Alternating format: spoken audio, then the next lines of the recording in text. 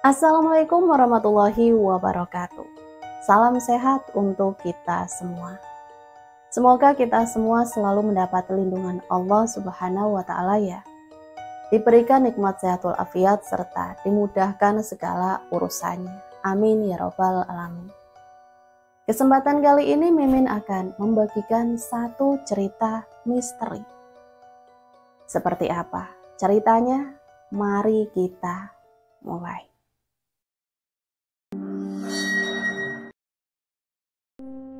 Desa Sumberrejo terhampar di kaki gunung yang hijau, dikelilingi sawah-sawah yang luas, namun seringkali panen gagal.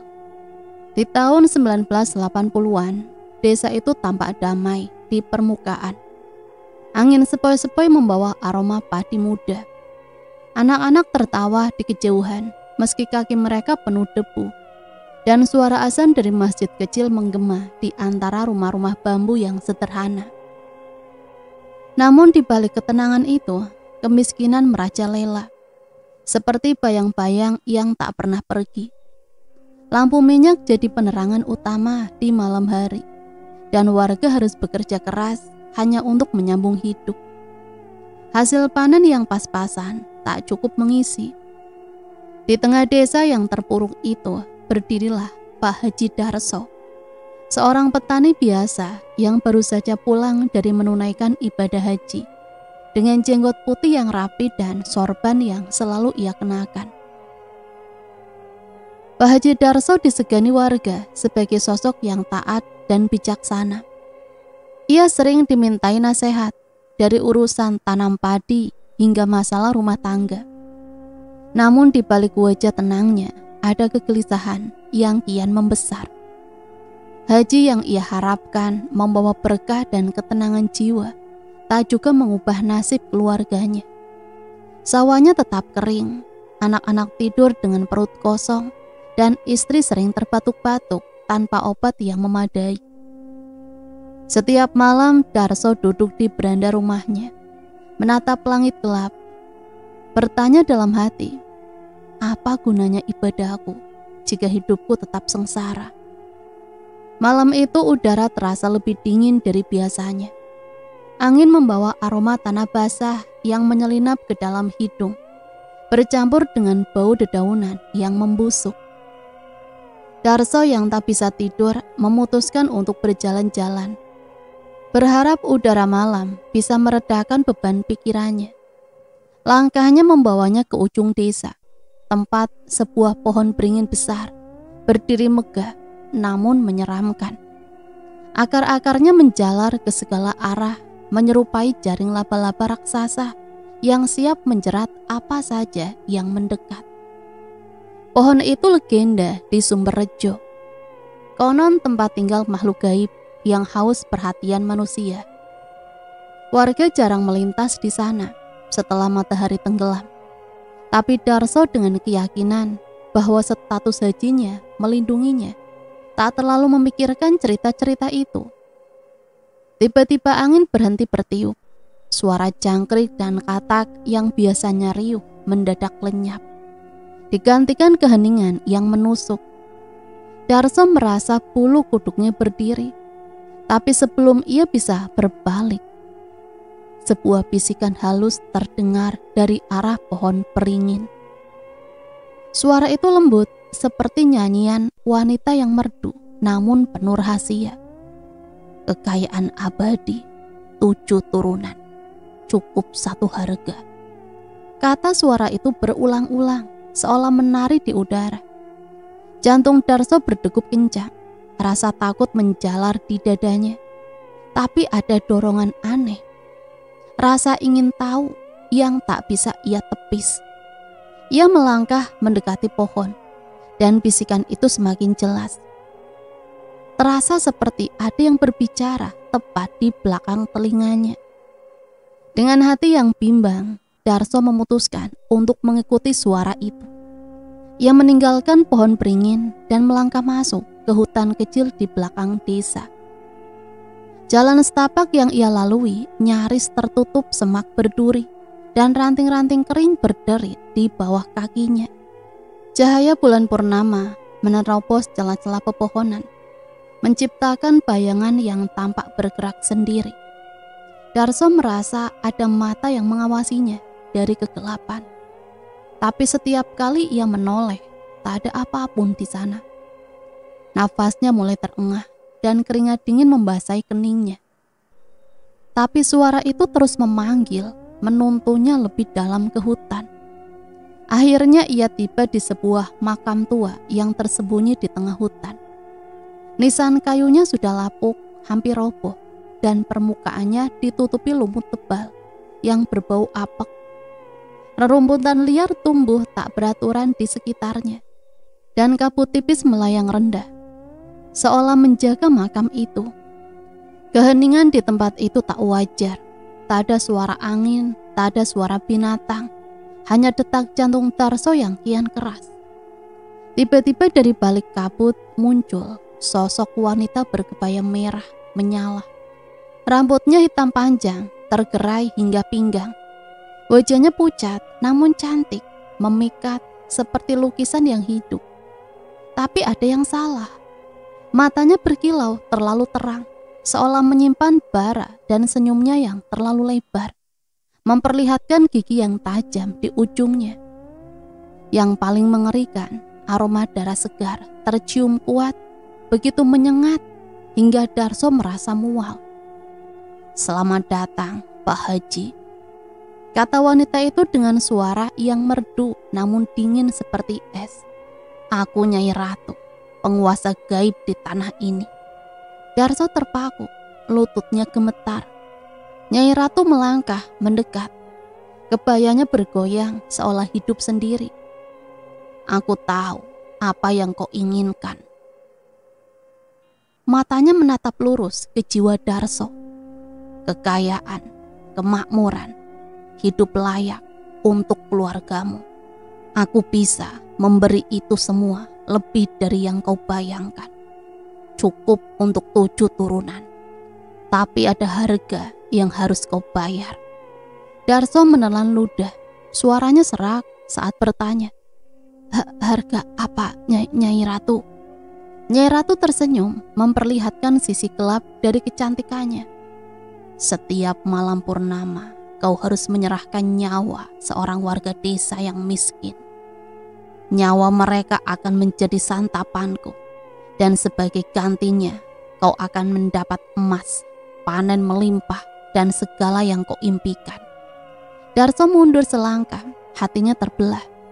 Ia membayangkan anak-anaknya yang kurus, istrinya yang terbaring lemah, dan dirinya sendiri yang tak pernah bisa memberi mereka kehidupan lebih baik.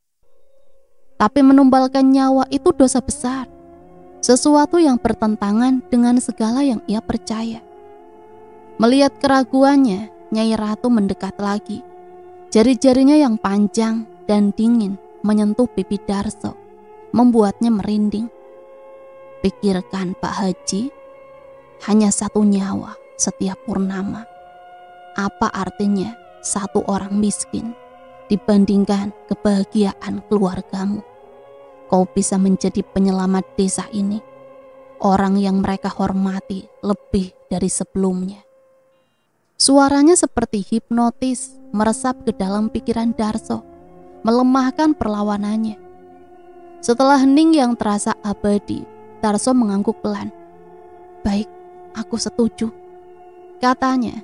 Suaranya hampir tak terdengar. Nyai Ratu tertawa kecil, suaranya bergema di hutan. Ia mengeluarkan cakar tajam dari balik lengan kebayanya dan dengan cepat mencakar lengan Darso. Darah mengucur dari luka itu, membentuk pola bunga melati yang anehnya terasa hidup. Berdenyut seiring detak jantungnya. Rasa sakit menyengat bercampur dengan sensasi hangat yang aneh menyebar ke seluruh tubuhnya. "Ini tanda perjanjian kita," kata Nyai Ratu. "Luka ini akan berdarah, mengingatkanmu pada janjimu." Sejak malam itu hidup Darso berubah drastis. Sawahnya yang dulu tandus kini menghasilkan padi, emas yang melimpah, ternaknya berkembang biak tanpa pernah sakit, dan peti kayu di rumahnya tiba-tiba penuh dengan koin emas yang tak diketahui asalnya. Rumah bambunya diruntuhkan, diganti gedung megah bertembok batu dan beratap genteng merah. Sesuatu yang tak pernah terlihat di Sumberrejo sebelumnya. Darso mulai mengenakan pakaian sutra, sorbannya diganti dengan yang lebih mahal. Dan setiap minggu ia mengadakan pesta besar dengan daging kambing yang besar dan harum, cukup untuk seluruh desa. Warga awalnya takjub, datang ke rumah Darso, menerima pemberiannya dan memuji kebaikan hatinya. Pak Haji memang dilimpahi berkah setelah haji. Meski tak ada nada iri di balik pujian itu, namun lambat laun bisik-bisik mulai terdengar. Dari mana uang sebanyak itu? Sawahnya tak mungkin menghasilkan begitu cepat. Gumam beberapa orang di warung kopi. Tatapan mereka berubah. Ada yang penuh kekaguman, ada pula yang curiga, tapi tak ada yang berani menyinggung langsung. Status Darso sebagai haji dan dermawan baru desa membuat lidah mereka keluh. Ketenangan desa akhirnya pecah di malam purnama pertama setelah perjanjian. Joko, seorang pemuda miskin yang tinggal di Gubuk Reot bersama ibunya yang janda, tak pulang setelah pergi mencari kayu bakar. Joko dikenal sebagai anak yang rajin dan ceria, selalu tersenyum meski hidupnya susah, dan sering membantu tetangga tanpa pamrih. Ketika malam semakin larut dan ia tak juga muncul, ibunya panik. Warga segera membentuk kelompok pencari, membawa obor dan parang, menyisir desa hingga ke hutan. Pencarian berakhir dengan temuan mengerikan. Di dekat makam tua tempat Darso bertemu Nyai Ratu, mereka menemukan sepatu butut Joko tergeletak di tanah berlumuran darah segar. Bau anjir darah itu begitu kuat hingga beberapa warga mundur menutup hidung. Di sekitar sepatu, rumput tampak diratakan seolah ada perlawanan. Tapi tak ada jejak lain, tak ada tubuh, tak ada petunjuk. Warga gempar. Ibu Joko menangis histeris memanggil nama anaknya hingga suaranya hilang. Sementara yang lain hanya bisa menatap kosong, ketakutan merayap di hati mereka. Sejak malam itu Darso tak lagi bisa tidur tenang. Setiap kali ia memejamkan mata, mimpi buruk datang menghantui. Dalam mimpinya, ia melihat Joko berdiri di tengah hutan. Wajahnya pucat dengan mata kosong yang menatap penuh kebencian. "Kembalikan nyawaku, Pak Haji," bisik Joko. Suaranya serak dan penuh dendam. Terkadang Darso merasa dikejar sesuatu di kegelapan. Ranting-ranting mencakar kakinya dan aroma darah menyengat hidungnya. Ia terbangun dengan keringat dingin. Tangannya memegang luka bunga melati yang kini terasa panas dan berdarah lagi meski purnama telah lewat. Malam purnama berikutnya datang bagai bayang-bayang maut yang tak terelakkan. Baji Darso duduk di tepi ranjangnya yang kini terbuat dari kayu jati mahal. Tangannya memegang lengan yang terluka. Luka itu bekas cakaran Nyai Ratu, terasa membakar. Denyutannya seperti 1000 jarum menusuk kulitnya. Pola bunga melati yang terukir di sana tampak lebih merah, membengkak, dan seolah hidup menjalar pelan di bawah kulitnya. Ia menatap keluar jendela ke langit yang diterangi bulan penuh. Tapi cahaya itu tak membawa ketenangan. Sebaliknya, bisikan Nyai Ratu menggema di kepalanya, dingin dan penuh ancaman. Darso bangkit, langkahnya gelisah mengelilingi ruangan yang kini dipenuhi kemewahan. Lantai marmer dingin menyentuh telapak kakinya, kontras dengan keringat yang membasahi dahinya. Ia mencoba menenangkan diri, tapi jantungnya berdetak kencang, seolah tahu apa yang akan datang. "Aku harus melakukannya," pikirnya. Suara dalam hati gemetar. Ia melirik ke arah pintu kamar, sebelah tempat istri dan anak-anaknya tidur nyenyak. Tak menyadari dosa yang telah ia tanggung demi mereka. Rasa bersalah menusuk seperti pisau. Tapi ketakutan akan ancaman Nyi Ratu lebih kuat. Dengan tangan gemetar, ia memutuskan korban berikutnya. Mbok Sari. janda tua miskin yang tinggal di gubuk reot di pinggir desa. Mbok Sari adalah sosok yang dilupakan waktu. Kulitnya keriput, tulang-tulangnya menonjol di bawah baju compang-camping, dan matanya yang redup selalu menatap kosong. Ia hidup sebatang kara, mencari nafkah dengan menjual keranjang anyaman yang jarang dibeli. Warga desa kadang memberinya nasi bungkus atau kain bekas, tapi tak ada yang benar-benar peduli. Tak ada yang akan mencarinya, pikir Darso, mencoba membenarkan keputusannya. Meski kata-kata itu terasa seperti racun di pikirannya. Keesokan paginya, Darso mengunjungi gubuk Mbok Sari. Ia membawa sekarung beras, sekantong gula, dan sehelai kain baru. Barang-barang itu bagi Mbok Sari adalah harta karun. "Mbok, ini untukmu," kata Darso memasang senyum yang kaku. "Aku ingin berbagi berkah yang kudapat." Mbok Sari menatapnya dengan mata berkaca-kaca. Tangannya yang kurus memegang karung itu erat-erat. "Terima kasih Pak Haji, semoga Allah memberkahi kebaikanmu," ucapnya. Suaranya serak, penuh haru. Ia tak tahu bahwa di balik kebaikan itu ada niat tersembunyi. "Malam ini datanglah ke rumahku," lanjut Darso. Suaranya lembut, tapi ada nada aneh yang terselip. "Aku punya lebih banyak untukmu." Mbok Sari yang polos dan penuh rasa syukur mengangguk antusias. "Baik Pak Haji, aku akan datang." Tak curiga sedikit pun bahwa ia sedang melangkah menuju akhir hidupnya. Malam itu Mbok Sari tiba di rumah Darso dengan kain lusuh terbaiknya. Darso menyambutnya dengan ramah, menyajikan nasi hangat, ayam goreng, dan sayur bayam. Makanan yang tak pernah Mbok Sari bayangkan bisa dinikmati. Mereka mengobrol ringan, tapi di tengah percakapan, Darso tiba-tiba berkata, "Mbok, ada sesuatu yang ingin kutunjukkan padamu di hutan. Sesuatu yang akan mengubah hidupmu." Mbok Sari mengerutkan kening, sedikit bingung, tapi kepercayaannya pada Pak Haji membuatnya mengangguk. Dengan langkah pelan ia mengikuti Darso keluar rumah, menembus kegelapan malam yang dingin dan penuh firasat buruk. Perjalanan menuju makam tua terasa seperti masuk ke dunia lain. Angin malam bertiup pelan, membawa suara desahan yang mengerikan, seolah pepohonan berbisik tentang kematian. Cahaya bulan purnama menyelinap di antara ranting-ranting, menciptakan bayangan yang bergerak sendiri seperti tangan-tangan tak kasat mata yang siap mencengkram. Mbok Sari yang tak biasa keluar malam merasa jantungnya bergetar. "Pak Haji, kita mau kemana Pak Haji?" Suaranya penuh ketakutan. "Tenang Mbok, sebentar lagi sampai." Suaranya datar dengan menyembunyikan kegelisahan. Luka di lengannya kini terasa seperti api yang menyala, dan ia tahu Nyai Ratu sudah dekat. Ketika mereka tiba di makam tua, kabut tipis menyelimuti tanah, dan aroma anyir darah bercampur dengan bau tanah basah memenuhi udara. Makam kayu yang lapuk berdiri miring, dan di tengahnya Nyai Ratu muncul dari kegelapan, seperti mimpi buruk yang menjadi nyata. Wujudnya kini jauh lebih mengerikan dari pertama kali Darso bertemu dengannya.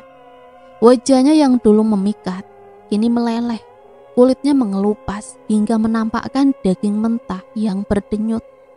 Matanya hitam pekat tanpa cahaya, dan dari mulutnya menetes cairan hitam yang berbau busuk seperti darah yang membusuk. Mbok Sari terpaku, tubuhnya membeku, mulutnya terbuka, tapi tak ada suara yang keluar. Ia mencoba mundur, tapi kakinya seolah ditelan tanah. "Selamat datang, tumbal kedua," sapa Nyai Ratu. Suaranya serak dan bergema, seperti angin di gua kosong. Darso berdiri di samping, tangannya gemetar hebat. Ia tak berani menatap Mbok Sari yang kini memandangnya dengan mata penuh ketakutan dan kebingungan. "Pak Haji, kenapa Pak Haji?" bisiknya, suaranya pecah oleh air mata. Darso tak menjawab. Nyai Ratu melayang mendekat, cakarnya yang panjang dan berkilau mencuat dari jari-jarinya yang kurus. Dengan satu gerakan cepat, ia merobek tubuh Mbok Sari dari dada hingga perut. Darah segar memancar seperti air mancur membanjiri tanah kering di sekitar makam. Kulit dan daging terbelah, organ dalamnya tumpah keluar, dan tulang rusuknya patah dengan suara keras yang memekakkan telinga.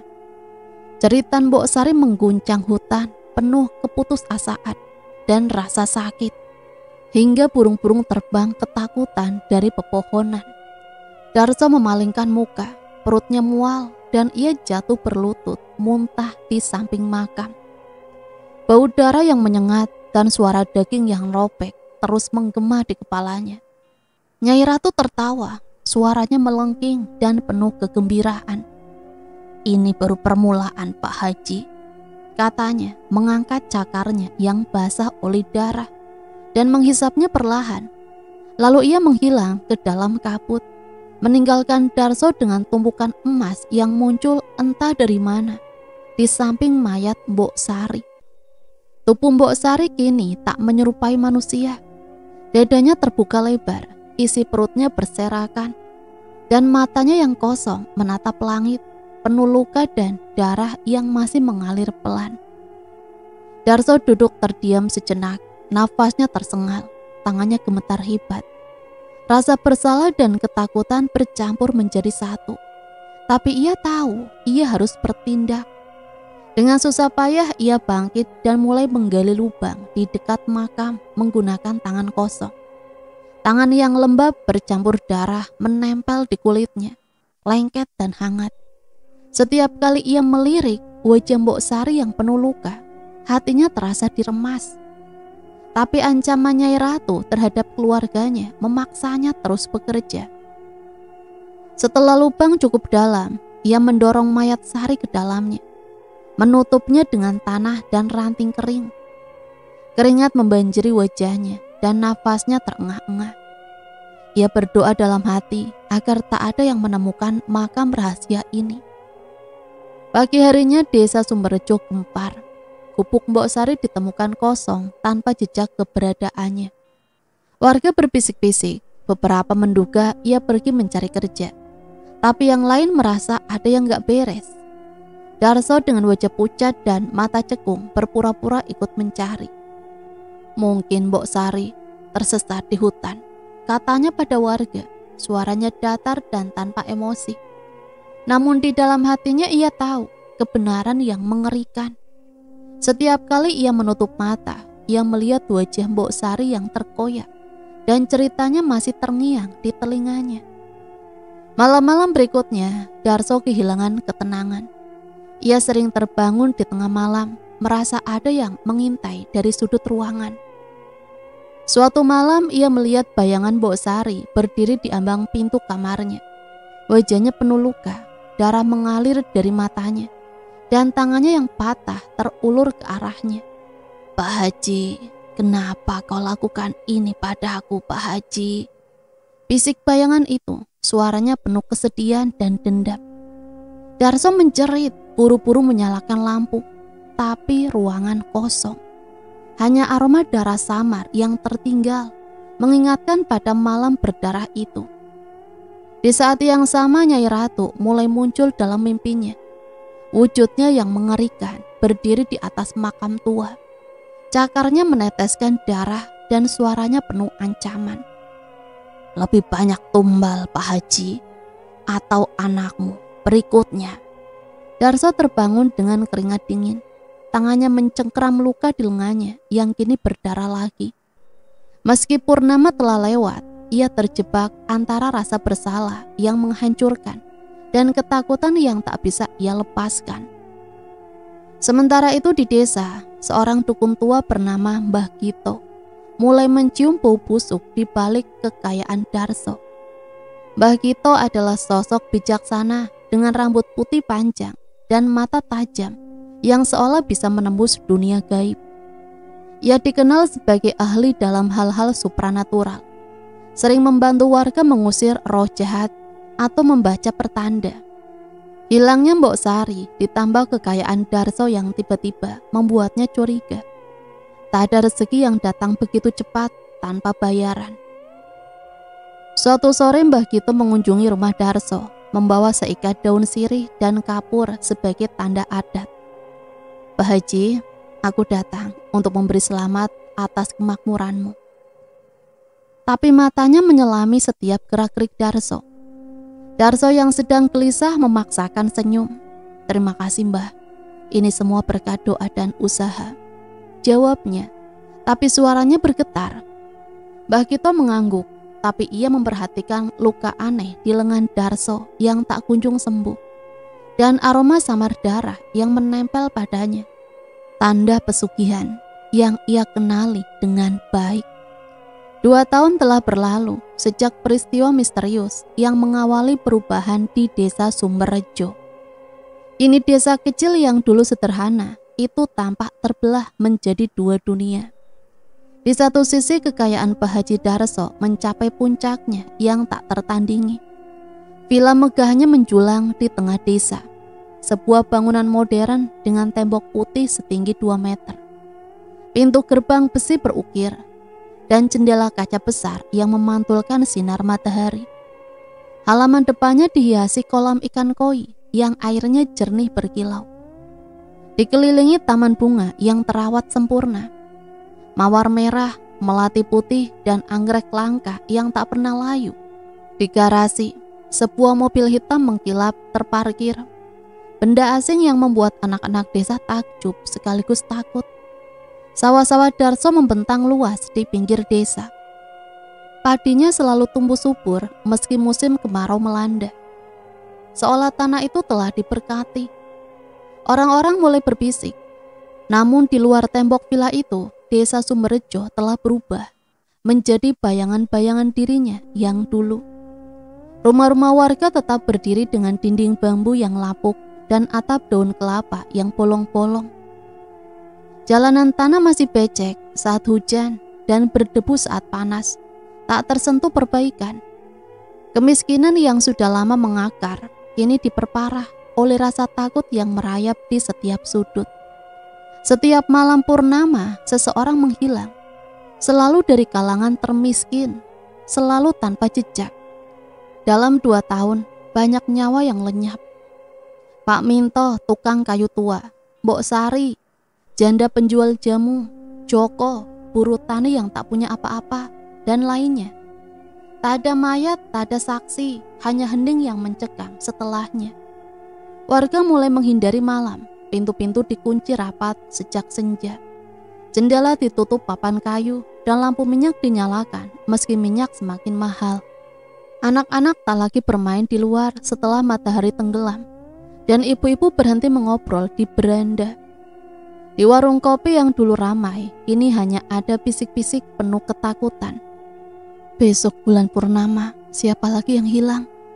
Beberapa warga mulai memasang jimat dari daun sirih atau garam kasar di ambang pintu, berharap bisa mengusir apapun yang mengintai di kegelapan. Tapi ketakutan itu tetap ada, terutama saat bulan penuh bersinar terang. Cahayanya membentuk bayangan mengerikan di dinding-dinding rumah. Desas-desus tentang pesugihan tak terelakkan. Kekayaan Darso yang muncul tiba-tiba tanpa kerja keras yang terlihat membuat warga curiga. Mana ada orang jadi kaya secepat itu tanpa bantuan setan, kata Pak Karim, petani tua yang kini jarang tersenyum, sambil meludah ke tanah. Tak ada yang berani bicara keras-keras. Darso adalah dermawan desa. Ia memperbaiki masjid, membagikan daging kurban, dan membiayai sekolah anak-anak miskin. Bagi sebagian warga, ia adalah pahlawan. Bagi yang lain, ia adalah teka-teki yang menakutkan. Di tengah desa yang diliputi ketakutan, Mbah Gito, dukun tua berusia hampir 80 tahun, tak bisa tinggal diam. Dengan rambut putih yang diikat seadanya dan tongkat kayu yang menopang langkahnya yang pincang, ia mulai menyelidiki hilangnya warga. Mbah Gito bukan dukun biasa. Ia dikenal karena kebijaksanaannya dan kemampuannya berkomunikasi dengan alam gaib. 2 tahun lalu ia merasakan getaran aneh di desa ini, tapi kini ia yakin ada kekuatan jahat yang bekerja. Ia mengunjungi keluarga korban satu persatu, mendengarkan cerita mereka dengan sabar. Dari Bu Retno, ia tahu bahwa suaminya hilang setelah pergi mencari kayu di hutan malam purnama. Dari anaknya Mbok Sari, ia mendengar tentang bau darah yang tercium di dekat makam tua sehari setelah ibunya lenyap. Pola itu mulai terlihat jelas. Setiap korban hilang di malam purnama dan selalu ada aroma anyir yang samar di sekitar makam tua di hutan. Tempat yang dulu hanya dipakai untuk mengubur jenazah tak dikenal, kini menjadi sumber kengerian. Warga yang berani mendekati makam itu melaporkan suara tangisan atau bisikan di malam hari. Dan beberapa bersumpah melihat bayangan wanita berkebaya merah melayang di antara pohon beringin. Mbah Kito mencoba memperingatkan warga. Di pertemuan desa, ia berdiri dengan susah payah. Suaranya gemetar tapi tegas. Ada yang tidak beres di desa ini. Hilangnya orang-orang bukan kebetulan. Makam tua itu ada sesuatu di sana. Tapi reaksinya dingin. Pak Lurah yang kini bergantung pada sumbangan Darso untuk proyek desa membentaknya. Jangan bikin gaduh, Mbah. Pak Haji orang baik. Kau tahu itu. Bu RT ketua ibu-ibu desa menimpali. Ini cuma tahayul. Jangan takut-takuti kami. Warga yang lain mengangguk setuju. Beberapa karena takut, beberapa karena tak ingin kehilangan bantuan Darso. Mbah Kito menghela nafas, tahu bahwa ketakutan dan kepentingan telah membutakan mereka. Di kupuknya yang sederhana, ia menyalakan kemenyan dan mulai merapal mantra, berharap arwah korban bisa memberi petunjuk. Sementara itu Siti, gadis muda berusia 18 tahun, tak bisa menerima hilangnya pamannya, Joko. Joko adalah segalanya baginya, ayah kedua setelah ayahnya meninggal. Teman yang selalu mendengarkan keluh kesahnya. 2 tahun lalu Joko lenyap di malam purnama, meninggalkan Siti dengan luka batin yang tak pernah sembuh. Dengan rambut hitam yang dikuncir sederhana dan tatapan mata yang penuh tekad, Siti bersumpah akan mencari kebenaran meski harus melawan seluruh desa. Siti mulai mengintai Pak Darso. Malam demi malam ia bersembunyi di balik pohon pisang atau semak belukar, mengamati siapa yang keluar masuk mencari tanda apapun. Suatu malam saat bulan sabit menyisakan cahaya samar, ia memberanikan diri menyelinap ke dalam komplek villa. Jantungnya berdebar kencang. Keringat dingin membasahi telapak tangannya saat ia melewati pagar belakang yang tak terkunci. Anjing-anjing penjaga menggonggong dari kejauhan. Tapi Siti bergerak cepat, merayap di antara bayang-bayang hitam sampai di gudang kayu tua di belakang rumah. Pintu gudang sedikit terbuka dan aroma busuk menyergap hidungnya. Bau darah yang membeku bercampur dengan sesuatu yang membusuk. Dengan tangan gemetar, Siti menyalakan korek api. Cahaya kecil itu menerangi pemandangan mengerikan. Tumpukan kain berlumuran darah di sudut ruangan. Beberapa compang-camping seperti pakaian usang. Di bawah kain-kain itu tersembunyi di balik jerami kering. Ia melihat tulang belulang kecil. Mungkin jari, mungkin gigi terserak di lantai. Nafasnya tersengal, korek apinya jatuh dan padam, meninggalkannya dalam kegelapan. Dalam kepanikan ia merapat tumpukan itu dan menemukan selendang merah milik Mbok Sari, serta kalung manik-manik yang dulu dipakai Joko. Air mata mengalir di pipinya, bercampur dengan rasa takut dan kemarahan. Ia tahu Darso terlibat, tapi bukti ini harus dibawa ke warga. Meski ia tak yakin mereka akan percaya. Malam itu Siti tak bisa tidur. Bayangan tulang dan darah menghantui pikirannya. Ketika ia akhirnya terlelap, mimpi buruk datang. Ia melihat dirinya berjalan di hutan menuju makam tua. Kabut tebal menyelimuti tanah dan suara tangisan samar menggema. Tiba-tiba Joko muncul di depannya. Tapi wajahnya mengerikan, penuh luka menganga, darah menetes dari mata dan mulutnya. Tangannya memegang bunga melati dan kelopaknya berlumuran darah. "Siti, cari makam tua, hentikan dia," bisik Joko, suaranya serak dan penuh derita. Lalu dari balik kabut muncul sosok wanita berkebaya merah. Wajahnya meleleh seperti lilin, matanya hitam, pekat, dan cakarnya meneteskan darah. Siti terbangun dengan jeritan, tubuhnya basah, keringat dingin. Tapi pesan Joko terngiang jelas. Makam tua adalah kuncinya. Di villa megahnya, Pak Haji Darso tenggelam dalam kegelapan batinnya. Kamar tidurnya yang mewah dengan ranjang besar berkelambu sutra dan lampu kristal ini terasa seperti kandang monster. Ia tak berani menatap cermin karena setiap kali melakukannya, ia melihat Nyi Ratu berdiri di belakangnya, tersenyum dengan gigi penuh darah. Matanya mengejek. "Lebih banyak tumbal, Pak Haji, atau keluargamu berikutnya," bisiknya. Suaranya menggema di kepala Darso, bahkan saat ia terjaga. Untuk meredam ketakutan, Darso mulai minum arak, sesuatu yang dulu ia anggap haram. Tapi itu hanya memperburuk halusinasinya.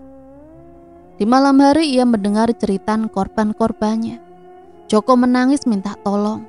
Mbok Sari mengutuknya dengan suara serak. Suatu malam ia terbangun dan melihat bayangan mereka berdiri di sekeliling ranjangnya. Wajah pucat, mata kosong, tangan dingin meraihnya. Ia menjerit dan melempar bantal, tapi bayangan itu lenyap, meninggalkan bau darah yang menyengat. Di depan warga, Darso berusaha mempertahankan topengnya sebagai dermawan. Ia tersenyum, membagikan sembako, dan bicara dengan nada ramah. Tapi matanya gelisah, tangannya sering gemetar, dan ia mulai menghindari kerumunan. Warga mulai memperhatikan perubahan itu, tapi tak ada yang berani bertanya. Siti yang kini yakin akan kejahatan Darso mencari Mbah Kito. Di gubuknya yang penuh asap kemenyan, ia menceritakan temuannya di gudang dan mimpinya tentang Joko. Mbah Kito mendengarkan dengan mata bijak, lalu berkata, "Kau berani, Nak, tapi kita butuh lebih dari ini untuk buka mata warga." Mereka mulai bekerja sama, merencanakan langkah untuk mengungkap kebenaran. Namun perlawanan datang dari warga sendiri. Ketika Mbah Kito bicara di pertemuan desa, ia dihardik oleh Pak Lurah. "Jangan fitnah Pak Haji, Mbah. Dia yang bikin desa ini maju."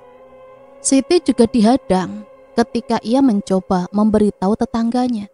Bu RT mengusirnya. "Kau gadis bodoh, pamanmu hilang, tapi jangan salahkan orang lain." Siti pulang dengan hati hancur, tapi tekadnya tak padam. Malam purnama itu terasa lebih kelam dari biasanya. Langit tertutup awan tebal, hanya menyisakan cahaya bulan yang samar, seolah takut menerangi apa yang akan terjadi di makam tua itu. Angin dingin bertiup pelan, membawa aroma tanah lembab, daun busuk, dan sesuatu yang lebih tajam. Bau besi dari darah yang pernah tumpah di sana bertahun-tahun.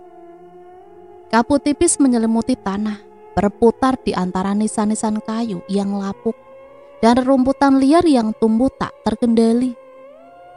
Di kejauhan suara burung hantu melengking, seolah memperingatkan bahaya yang mendekat. Siti dan Mbah Kito menyelinap masuk ke makam tua itu. Jantung mereka berdetak kencang seiring setiap langkah. Siti, gadis muda dengan rambut terurai dan wajah pucat, memegang lengan Mbah Kito. Nafasnya tersengal, tapi matanya penuh tekad. "Mbah, kita harus tahu apa yang disembunyikan Pak Haji, Mbah." Bisiknya, suaranya gemetar namun tegas. Mbah Kito, dukun tua dengan punggung bungkuk dan tongkat kayu yang sudah usang, mengangguk pelan. "Sabar, Nak, malam ini kita buka tabirnya, meski nyawa taruhannya." Jawabnya, suaranya serak tapi penuh wibawa. Mereka berdua bergerak hati-hati, bersembunyi di balik semak belukar yang lebat. Tiba-tiba suara langkah berat memecah keheningan. Siti dan Mbah Kito segera berjongkok menahan nafas. Dari balik bayang-bayang pohon beringin yang akarnya menjalar seperti jaring laba-laba, muncul Pak Haji Darso. Wajahnya yang biasanya penuh karisma kini tampak pucat pasi. Matanya cekung dan keringat membasahi keningnya. Meski udara malam begitu dingin. Di sampingnya berjalan Budi, anak yatim kecil berusia 10 tahun dari panti asuhan desa. Tubuhnya kurus, bajunya compang-camping, dan matanya yang besar penuh ketakutan. Tangan kecilnya digenggam erat oleh Darso yang berusaha tersenyum meski bibirnya bergetar. "Jangan takut Budi, kau akan jadi penutup dari semua ini," kata Pak Darso. Suaranya dipaksakan lembut tapi terdengar hampa. Siti menutup mulutnya dengan tangan, menahan jeritan yang hampir lolos. Mbah Kito mengeratkan pegangan pada tongkatnya. Matanya menyipit mengamati. Tiba-tiba udara menjadi lebih dingin dan aroma busuk yang menusuk hidung menggantikan bau tanah. Dari lubang di tengah makam, sosok Nyai muncul perlahan, seolah ditarik keluar dari kegelapan dunia lain. Wujudnya mengerikan, kulitnya pucat kebiruan. Setengah wajahnya meleleh hingga tulang tengkoraknya terlihat, dan matanya hitam pekat seperti sumur tanpa dasar. Kebaya merahnya compang-camping, basah oleh darah yang menetes dari cakarnya yang panjang dan berkilau. Rambutnya yang hitam panjang beterbangan liar, seolah hidup sendiri. "Selamat datang tumbal berikutnya," sapa Nyi Ratu, suaranya serak dan bergema. Budi yang kini menyadari nasibnya segera menarik tangannya dari Darso. "Pak Haji, aku mau pulang Pak Haji." "Aku takut," isaknya, air matanya membasahi wajahnya yang kotor. Darso dengan mata penuh keputusasaan mendorong Budi ke depan. "Maaf nak, ini demi keluargaku," bisiknya, suaranya pecah. Sebelum berbalik memalingkan wajah.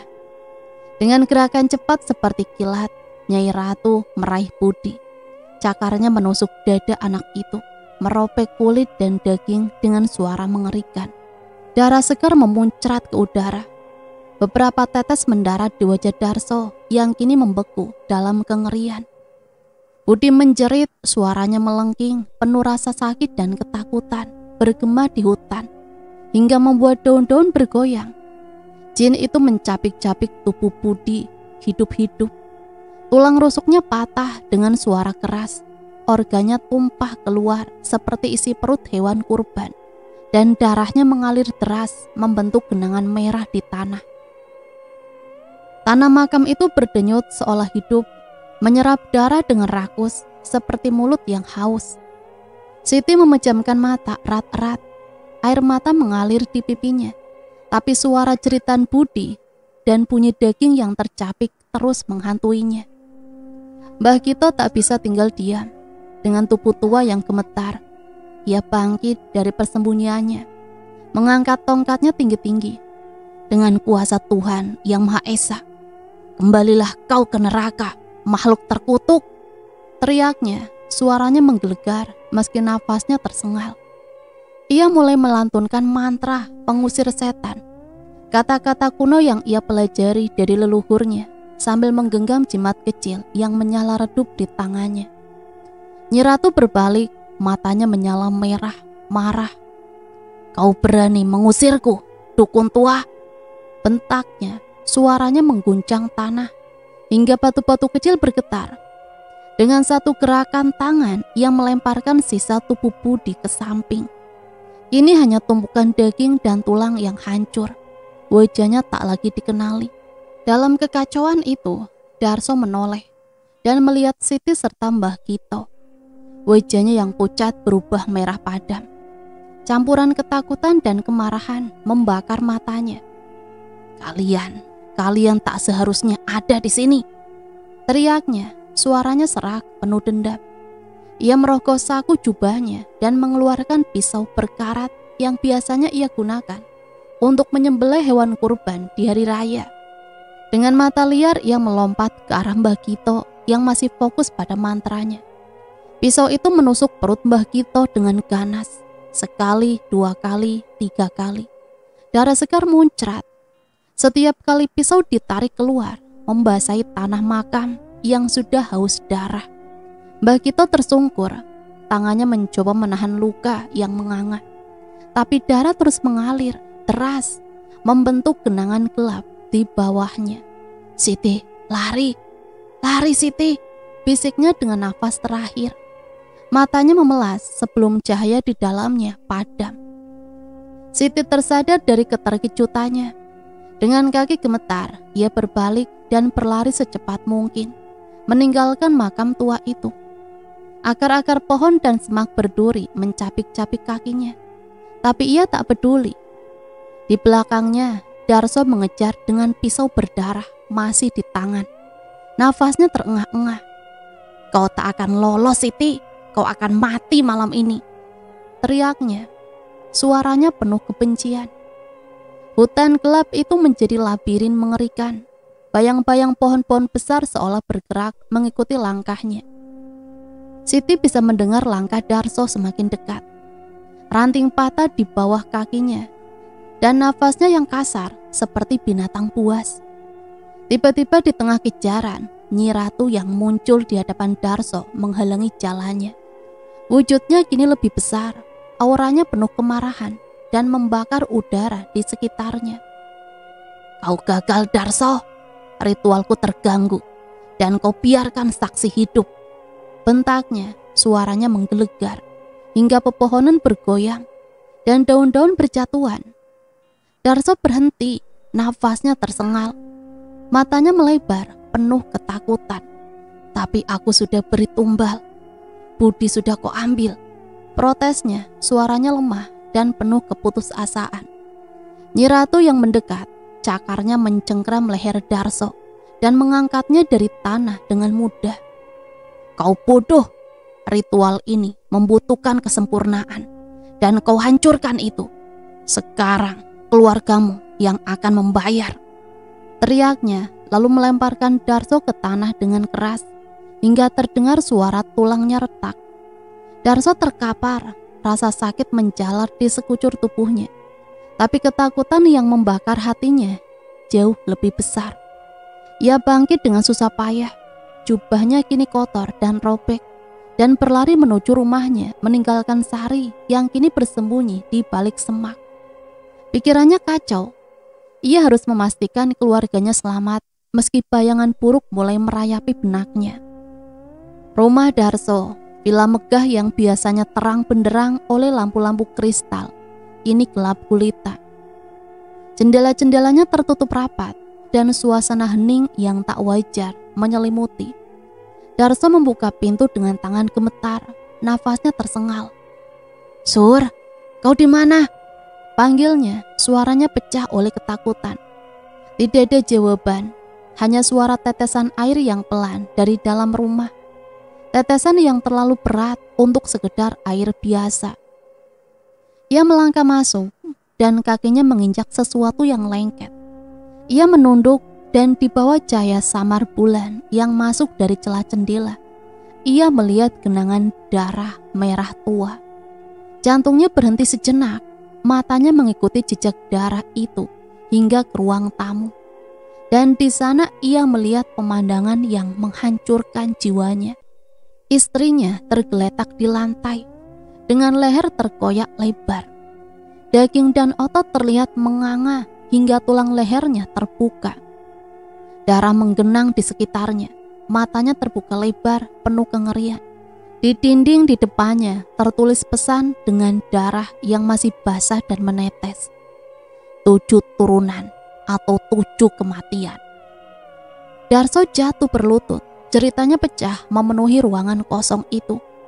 Tidak, kau bilang kau akan lindungi kami," teriaknya. Suaranya penuh keputusasaan dan kemarahan. Ia merangkak mendekati mayat istrinya, memeluk tubuh yang kini dingin dan kaku itu. Air matanya bercampur darah yang menempel di wajahnya, dan ia menyadari bahwa janjinya yang ia buat dengan Nyi Ratu telah menjadi bencana. Ia mulai meragukan segalanya, kepercayaannya, ambisinya, dan janji kekayaan yang pernah diiming-imingi oleh jin itu. Tapi sudah terlambat, nyawa istrinya telah diambil, dan ancaman itu jelas. Keluarganya yang tersisa akan menyusul. Sementara itu Siti berhasil melarikan diri dari hutan dan mencapai desa. Nafasnya tersengal, kakinya berdarah-darah dan pakaiannya robek. Ia berlari ke tengah kampung di mana beberapa warga masih berkumpul di bawah pohon beringin besar. "Tolong, Pak Haji gila, dia bunuh Mbak Gito. Dia kerja sama dengan setan," teriaknya. Suaranya serak dan penuh air mata. Warga terdiam sejenak lalu mulai berbisik-bisik.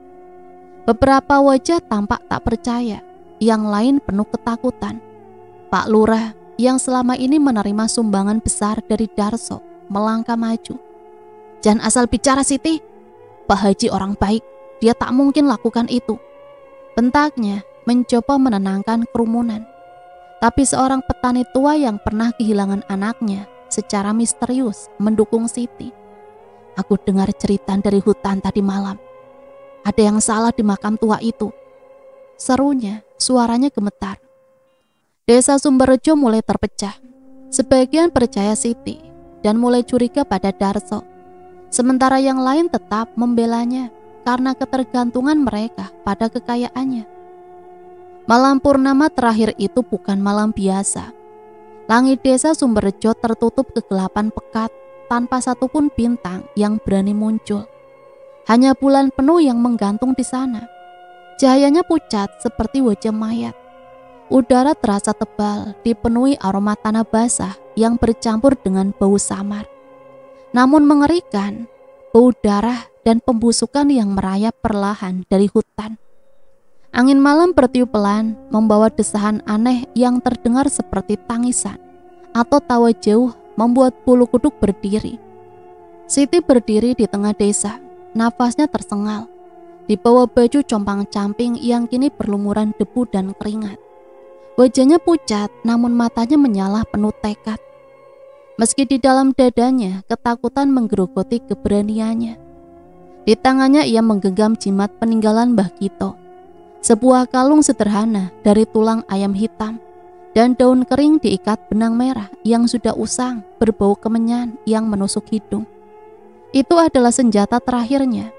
Harapan rapuh melawan kekuatan gaib yang telah merenggut begitu banyak nyawa di sekitarnya. Beberapa warga yang akhirnya percaya padanya berdiri dengan wajah tegang. Pak Karim, petani tua yang kehilangan anaknya dalam misteri kelam. Uminto, janda yang suaminya lenyap tanpa jejak. Dan 3 pemuda desa yang tangguh, namun ketakutan terlihat di mata mereka. Mereka membawa obor yang apinya berkedip-kedip dan senjata seadanya.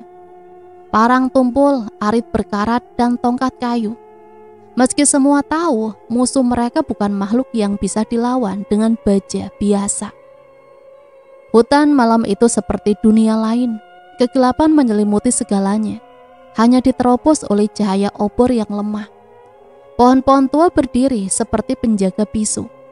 Kulit kayunya retak dan berlumut, seolah menyimpan rahasia berabad-abad. Daun-daun bergoyang pelan, berbisik dalam bahasa yang tak dimengerti. Sementara kabut tipis melayang rendah, membelai kaki mereka seperti tangan-tangan dingin. Setiap langkah memecah keheningan dengan suara ranting kering yang patah, bergema di udara yang tak wajar. Bau anjir darah mulai tercium samar pada awalnya, namun semakin kuat seiring mereka mendekati makam tua. Bercampur dengan aroma busuk yang menusuk, bau daging membusuk, dan tanah yang ternoda dosa. Jantung Siti berdetak lebih kencang, keringat dingin mengalir di punggungnya. Ia menggenggam jimat lebih erat, jari-jarinya gemetar. Bayangan Joko, pamannya yang hilang di malam purnama sebelumnya, dan cerita warga yang lenyap satu persatu memenuhi pikirannya. Ia tahu apa yang menanti di makam tua itu, tapi kakinya terus melangkah, didorong oleh campuran rasa takut dan tanggung jawab. "Cepat, kita hampir sampai," bisiknya pada yang lain. Suaranya nyaris tenggelam dalam desahan angin yang semakin mencekam. Ketika mereka akhirnya tiba di makam tua, pemandangan di depan mereka seperti lukisan dari neraka. Lingkaran batu-batu kuno yang retak dan berlumut mengelilingi lubang makam yang menganga di tengahnya.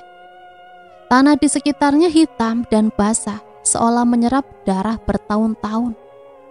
Di tengah lingkaran itu berdiri Pak Haji Darso, orang yang dulu disegani, kini tak lebih dari bayangan mengerikan dari dirinya sendiri. Kulitnya pucat keabu-abuan seperti kulit mayat yang sudah lama dikubur. Matanya cekung, dalam, dengan lingkaran hitam yang menyeramkan. Dan rambutnya yang dulu rapi, kini acak-acakan, penuh debu dan darah kering.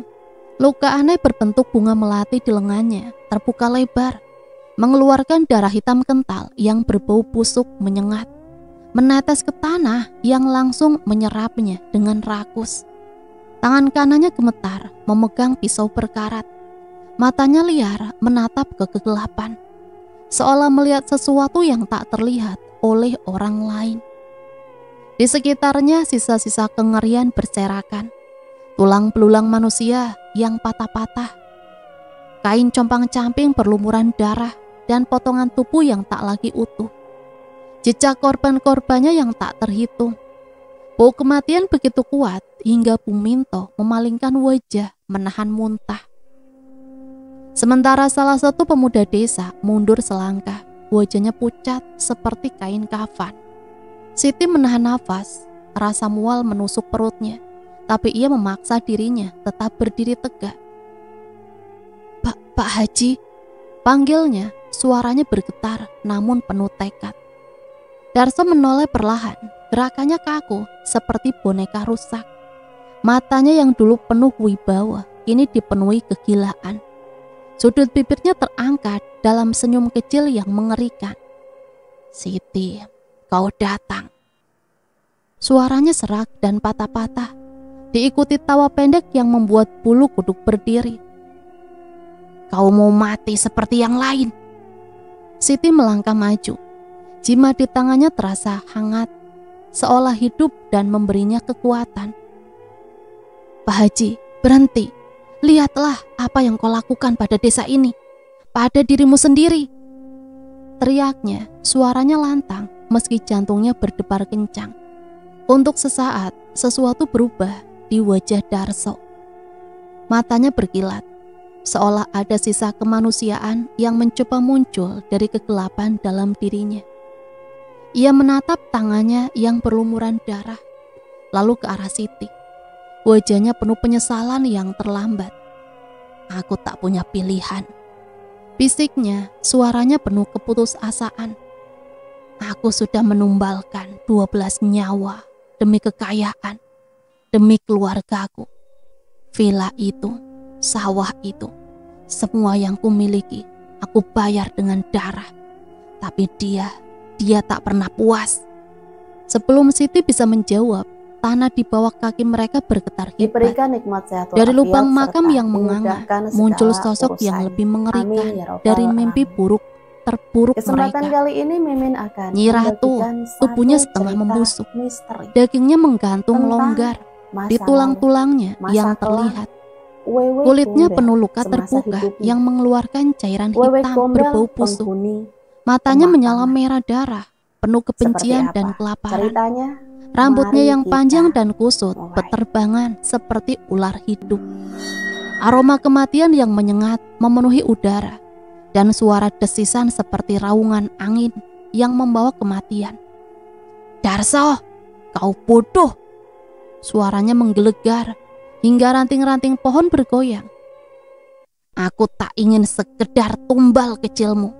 Aku ingin jiwa seluruh desa ini.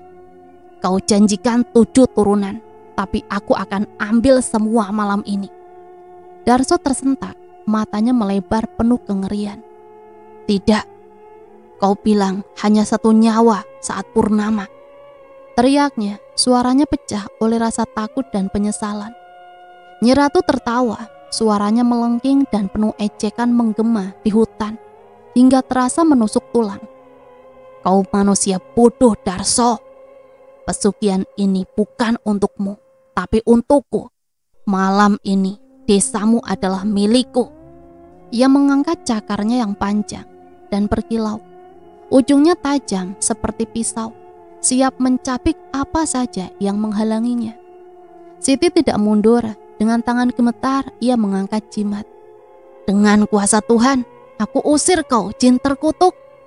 Teriaknya, suaranya menggema meski ketakutan nyaris melumpuhkannya. Ia mulai melantunkan mantra kuno yang diajarkan Mbah Kito. Kata-kata asing yang penuh kekuatan terucap dari bibirnya yang kering. Jimat di tangannya menyala terang.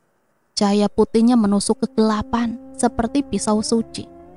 Nyi Ratu meraung kesakitan, tubuhnya bergetar hebat. Daging busuknya tampak meleleh lebih cepat, jatuh ke tanah dalam gumpalan hitam yang menjijikan. Kau tak bisa hentikan aku, bentaknya, tapi suaranya kini penuh rasa sakit yang nyata. Dalam kemarahannya, Nyi Ratu melompat ke arah Darso yang berdiri membeku di tempatnya dengan satu gerakan cepat. Cakarnya merobek tubuh Darso dari bahu hingga pinggang. Darah segar memancar ke udara seperti air mancur mengerikan. Usus dan organ dalamnya tumpah keluar. Dalam tumpukan basa yang mendarat di tanah dengan suara mengerikan. Tubuh Darso terbelah menjadi dua. Bagian atasnya jatuh ke belakang. Dengan mata terbuka lebar penuh kengerian. Sementara kakinya masih berdiri sejenak sebelum ambruk. Siti menjerit, tangannya menutup mulut, tapi matanya tak bisa berpaling dari pemandangan mengerikan itu. Udara segar bercampur isi perut yang terbuka memenuhi udara dan tanah makam berdenyut lebih kuat, menyerap darah Darso seperti makhluk hidup yang kelaparan. Nyi Ratu yang kini terluka parah oleh mantra Siti mengeluarkan jeritan yang memekakan telinga. Suaranya mengguncang hutan hingga daun-daun berjatuhan. Tubuhnya mulai hancur, dagingnya terkelupas dan jatuh ke tanah seperti lumpur hitam yang berbau menyengat. Aku akan kembali, desa ini milikku, ancamnya. Suaranya semakin lemah. Dengan raungan terakhir yang memilukan, ia menghilang ke dalam lubang makam, meninggalkan keheningan yang mencekam dan bau busuk yang tak tertahankan. Tanah makam itu berhenti bergetar, tapi udara masih terasa berat. Seolah kejahatan itu hanya tertidur, bukan lenyap. Siti jatuh terduduk, nafasnya tersengal, tangannya gemetar memegang jimat yang kini redup dan dingin. Warga yang menyertainya berdiri dalam diam. Wajah mereka pucat, mata mereka kosong, menatap sisa-sisa tubuh Darso yang mengerikan. Tak ada yang bicara, kata-kata terasa tak cukup untuk menggambarkan kengerian yang baru saja mereka saksikan. Perlahan mereka mulai bergerak, mengumpulkan keberanian untuk mengubur sisa-sisa Darso dan potongan tubuh korban lain yang ditemukan di makam tua itu. Pak Kari memimpin doa dengan suara bergetar, sementara Siti menuangkan abu dan garam ke lubang makam, menyegelnya dengan mantra terakhir yang ia tahu. Tapi di hati mereka semua ada keraguan. Apakah ini benar-benar akhir? Dan cerita selesai sampai di sini. Semoga cerita ini bisa menemani hari-hari teman-teman semua ya. Sampai di sini Mimin pamit undur diri. Mohon maaf apabila banyak salah kata. Matur nuwun. Wassalamualaikum warahmatullahi wabarakatuh.